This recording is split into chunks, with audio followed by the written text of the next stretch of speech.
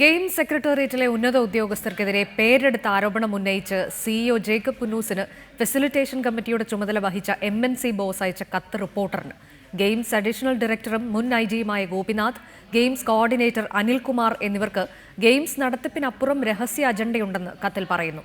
2 കോടി രൂപ സർക്കാരിന് നഷ്ടം വരുത്തി വോളണ്ടിയേഴ്സിന്റെ യൂണിഫോം വാങ്ങിയതിന് പിന്നിൽ 2 ഉദ്യോഗസ്ഥരാണെന്ന് MNC ബോസ് ഇന്നലെ റിപ്പോർട്ടറോട് വെളിപ്പെടുത്തിയിരുന്നു. ഫെസിലിറ്റേഷൻ കമ്മിറ്റിയിൽ അഴിമതി നടക്കുന്നുവെന്ന് ചൂണ്ടിക്കാട്ടി ഫെസിലിറ്റേഷൻ കമ്മിറ്റിയുടെ ചുമതല വഹിച്ചിരുന്ന doctor MNC Bose games CEO Jacob പുന്നൂസിന് അയച്ച കത്താണ് റിപ്പോർട്ടറിന് ലഭിച്ചത്. കത്തിൽ അഡീഷണൽ ഡയറക്ടർ ഓഫ് ഗെയിംസ് മുൻ IG Gopinath, games coordinator Anilkumar എന്നിവർക്ക് ഗെയിംസ് നടത്തിപ്പിനപ്പുറം രഹസ്യ അജണ്ടയുണ്ടെന്ന് ചൂണ്ടിക്കാട്ടുന്നു.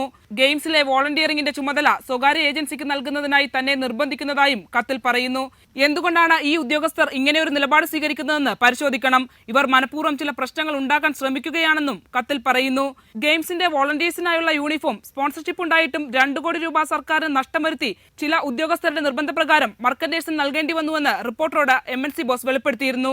ഇതിനു പുറമെയാണ് മുൻ IG Gopinath, games coordinator Anilkumar എന്നിവരാണ് ഇതിന് പിന്നിലെന്ന് ചൂണ്ടിക്കാട്ടി ഗെയിംസ് സിഇഒയ്ക്ക് അയച്ച ഇമെയിൽ സന്ദേശം റിപ്പോർട്ടറിന് ലഭിച്ചത്. ശരണ്യ സ്നേഹജൻ, റിപ്പോർട്ടർ, തിരുവനന്തപുരം.